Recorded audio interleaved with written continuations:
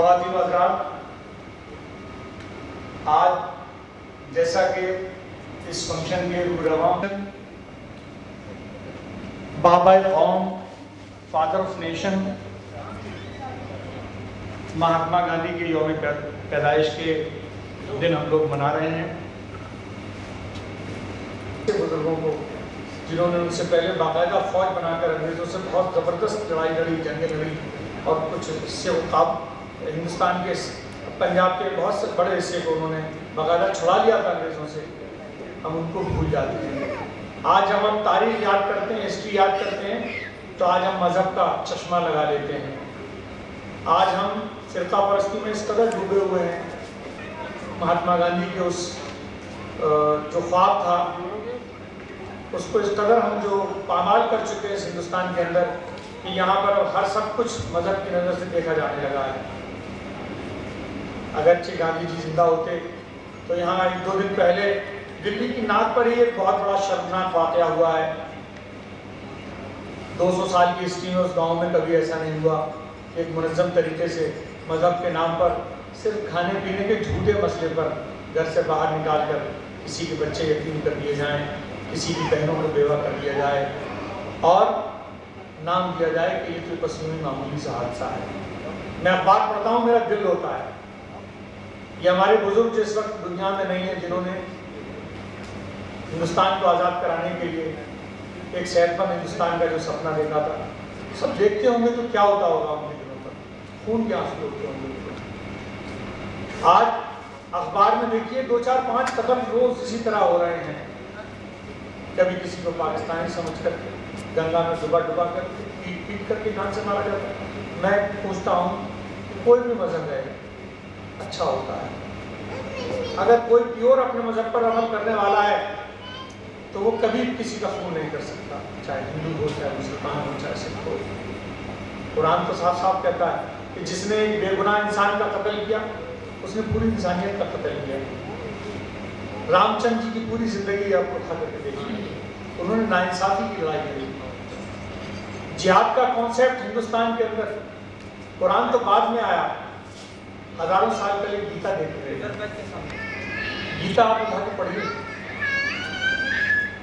पांडव थोड़े से लोग थे, मजलूम थे, सताए हुए लोग थे और श्री कृष्ण ने उनको कहा तुम लड़ो, अपना हक लो, जालिमों से लड़ो, चाहे वो तुम्हारे रिश्तेदार हो, चाहे वो ताकतवर हो, अल्लाह तुम्हारे साथ है। श्री कृष्ण के रूप में हमारा मानना है कि हिंदुस्तान में बहुत सारे नबी थे, हो सकता है वो कोई नबियों में से हो, क्योंकि उनकी पूरी जिंदगी एक मुजाहिद की जिंदगी, जुल्म से लड़ने वाले की जिंदगी। तो अल्लाह ने मदद की उन पांडवों की एक शख्स के जरिए, श्री कृष्ण के जरिए, और वो फतेहात हुए।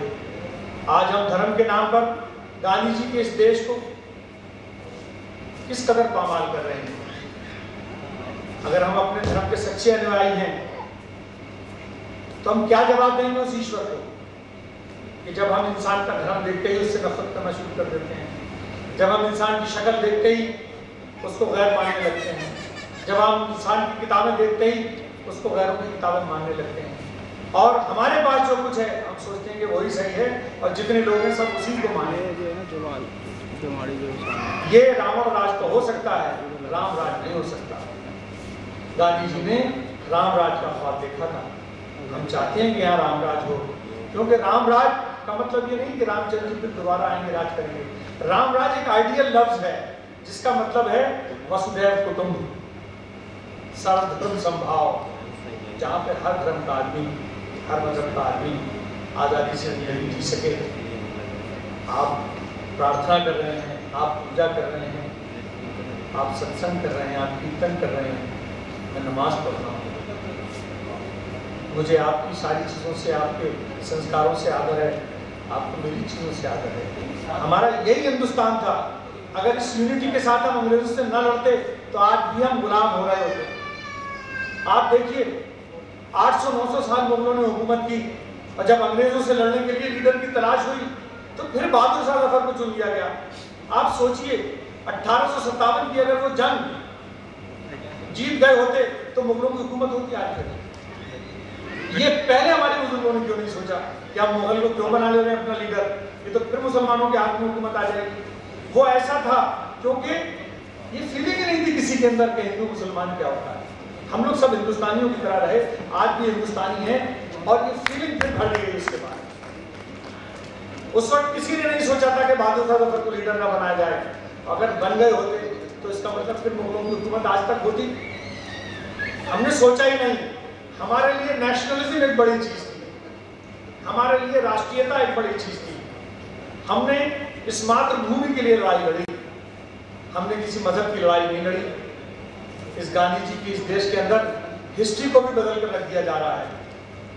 एक बहुत बड़ी बात आती है, महाराणा प्रताप का नाम सुना है आपने, बहुत बड़े मुजाहिद आजादी थे, मेवाड़ के राजा थे।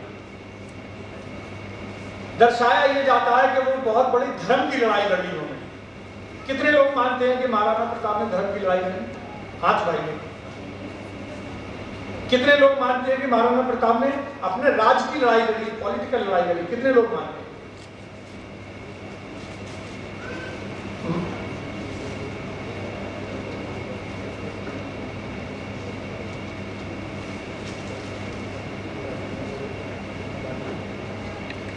महाराणा प्रताप ने हल्दी घाटी का युद्ध लड़ा अकबर के साथ। अब मुझे आप लोग फैसला करके बताइएगा ये लड़ाई कौन सी थी। महाराणा अकबर खुद जंग लड़ने नहीं आया था। अकबर की तरफ से मान सिंह उनकी फौज के सिपहसालार थे। महाराणा प्रताप की तरफ से हाकिम खान सूर उनके सिपहसालार थे। महाराणा प्रताप का सगा भाई अकबर की फौज में था। सगा भाई, ये झूठ नहीं है, गर्दन कटा दूंगा अगर मेरी बात को कोई गलत साबित कर दे तारीख में। महाराणा प्रताप का सगा भाई अकबर के साथ था उस लड़ाई में। तो ये धर्म की लड़ाई हो सकती है क्या? अगर ये हिंदुत्व की लड़ाई थी तो मान सिंह क्यों लड़ रहे थे? महाराणा प्रताप का भाई जो है सगा अकबर के साथ क्यों था? ये सब पॉलिटिकल लड़ाई थी, जिसको आज रंग दिया जा रहा है फिरका परस्ती का, जिसको आज रंग दिया जा रहा है जो है क्या कहते हैं धर्म का रंग दिया जा रहा है। महाराणा प्रताप मेवाड़ के राजा थे। एक जो हिंदुस्तान इतना बड़ा सरहद वाला हिंदुस्तान है, इतनी बड़ी फ्रंटियर्स वाला हिंदुस्तान है, लाखों किलोमीटर पूरा कश्मीर से कन्याकुमारी तक फैला हुआ है, वो महाराणा प्रताप का हिंदुस्तान नहीं था, वो मेवाड़ था उनका। जब मुसलमानों ने हिंदुस्तान में कदम रखा तो हिंदुस्तान छोटे छोटे राजाओं स्टेट्स में बटा हुआ था। ये इतनी बड़ी भारत माता, तो भारत माता की शक्ल किसने दी?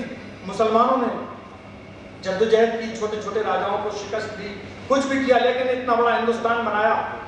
आज सबसे नफरत ज्यादा की जाती है औरंगजेब से, सबसे बड़ा हिंदुस्तान। लोग आज इस बात को अपने और आगे वाले मिलने वालों तक पहुंचाएं कि आज हिंदुस्तान के अंदर संस्कृति के नाम पर, धर्म के नाम पर जो कुछ भी हो रहा है बिल्कुल हिंदुस्तान के कॉन्स्टिट्यूशन के खिलाफ हो रहा है।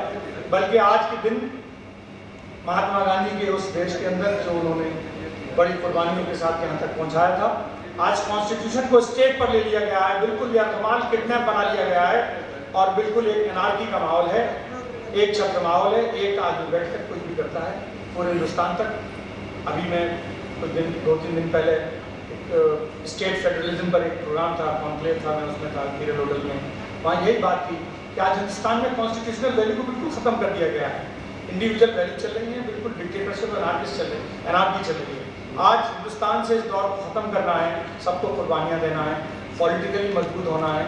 ऐसे लोग जो मुट्ठी भर हैं, आज 30% लोग अगर ये मानते हैं कि हिंदुस्तान बिल्कुल उनके कहने पे चल रहा है, 70% वो लोग हैं जिन्होंने उस वर्डिक्ट को नाकाम किया, उसको नकारा है। आज वो लोग सारे सेकुलर लोग हैं। हिंदुस्तान इसीलिए बाकी है कि यहाँ सेकुलरिज्म जिंदा है। मुसलमानों के हक की जितनी लड़ाइयाँ लड़ी जा रही हैं, सारे हिंदू भाई लड़ रहे हैं। मुसलमान बता दे कोई फ्रंट पे कि जिसने लड़ाई लड़ी हो, चाहे वो तीस्ता सेकलवाड़ हो, चाहे वो आशीष खेतान हो, चाहे वो क्या कहते हैं मल्लिका साराभाई हो, गर्ज के चाहे केजरीवाल हो, चाहे क्या कहते हैं राहुल गांधी हो, कोई भी हो, यही लोग जो है हिंदुस्तान के सेकुलरिज्म को बचाए हुए हैं।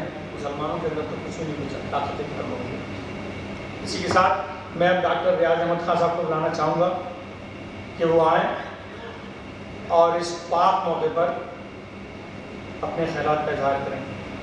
डॉक्टर रियाज साहब नहीं है, मैं लीडर से तशरीफ लाए अपने छोटे भाई अली जनाब फर्रुख बेग साहब से दरख्वास्त करूँगा कि वो आए और 2 मिनट के लिए अपनी बात पेश करें। आ जाइए, अब तो आनी पड़ेगी। अरे बाद में 9 बार चले भी आओ कि गुलशन का कारोबार चले। खाली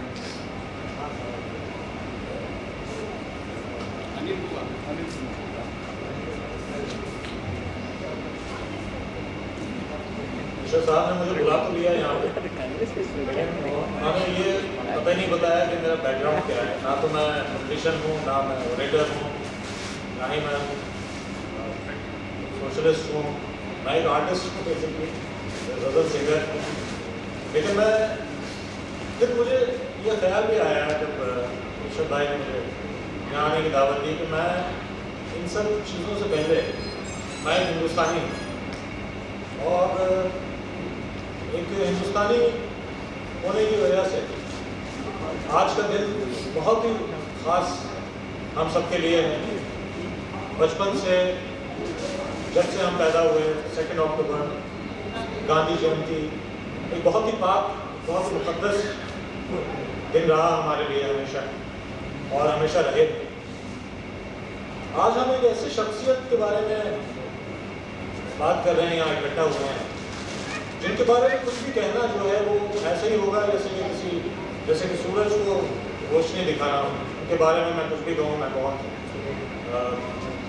बिल्कुल उसके लायक नहीं हूँ मैं उनके बारे में कुछ कहूँ, क्योंकि हम सब उनके बारे में सब कुछ जानते हैं। उनके lofty achievements, whatever he has done for our nation, for our freedom struggle, we all know what he has done for us. लेकिन मैं कुछ एक और पहलू पे बात करना चाहूँगा यहाँ पे। मैं एक और पहलू पे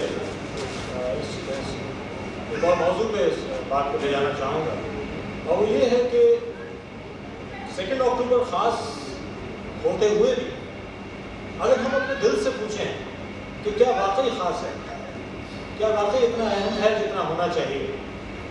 देखिए, कॉन्क्लेव्स होते हैं, कॉन्फ्रेंसेस होती हैं, सेमिनार्स होते हैं, मीट्स होती हैं, डिस्कशंस होते हैं, हमेशा होते हैं और होते रहेंगे। आज जब मैं आ रहा था तो मैंने इतने सारे बैनर देखे गांधी जयंती, हर कोई ना कोई जो है कुछ ना कुछ जरूर ऑर्गेनाइज कर रहा है गांधी जयंती के मौके पर, और होना भी चाहिए। लेकिन ये महज एक टोकन बन के रह गया है। मुझे ऐसा लगता है कि ये पता नहीं क्यों मुझे ऐसा लगता है कि आज इस दिन को पहचानने की, इस दिन की अहमियत को समझने की जितनी ज़रूरत है उतनी शायद पहले कभी नहीं रही। This is my personal feeling. मुझे ऐसा लगता है कि आज देश उस दौर से गुजर रहा है जहाँ पे हमें एक बार फिर याद करना पड़ेगा वो सीख, वो सबक, वो रास्ता, वो मार्ग जो उस शख्सियत ने हमें दिखाया जिसका नाम महात्मा गांधी है। महात्मा उनके आगे लगा वो ऐसे ही नहीं लगा, वो वाकई एक महान आत्मा थे। उन्होंने हमारे लिए जितना जो किया वो मतलब इट्स बियॉन्ड एनी वर्ड्स। बहुत लोग ऐसा भी करते हैं, जैसे रोजमर्रा की जिंदगी में डिस्कशन होते हैं, चाय पे डिस्कशन हो रहे हैं, ड्राइंग